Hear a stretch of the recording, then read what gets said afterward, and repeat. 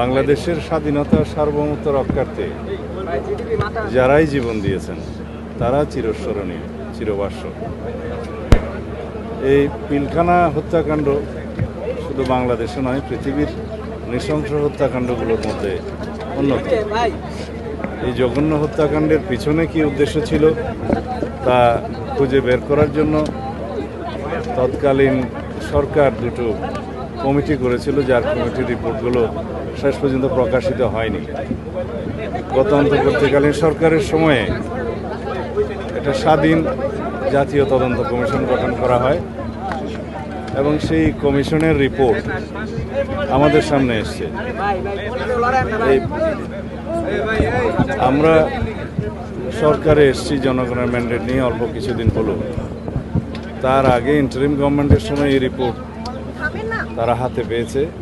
সেই রিপোর্ট বাস্তবায়নের জন্য তেমন কোনো পদক্ষেপ নেওয়া হয়নি।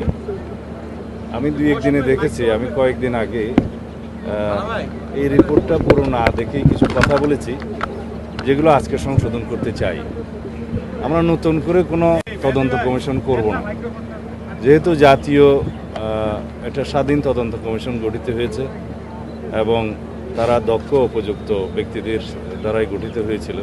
তাদের রিপোর্টে আমি একটা গ্ল্যান্স যা দেখেছি, যেহেতু আজকে কথা বলতে হবে সেই জন্য, তাতে যে সমস্ত সুপারিশমালা এসছে প্রায় 70টি মনে হলো।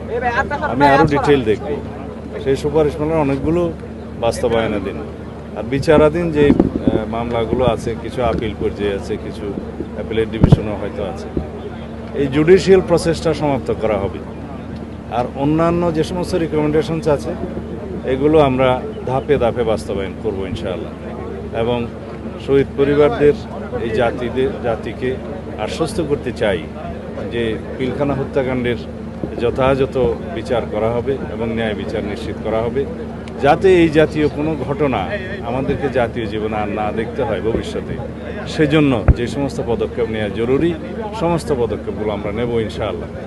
বাংলাদেশের স্বাধীনতা সার্বভৌমত্বের প্রতি হুমকি ছিল একটি ঘটনা, এবং বাংলাদেশের সেনাবাহিনীকে আন্ডারমাইন করা বা দুর্বল করা এটা একটা লক্ষ্য ছিল।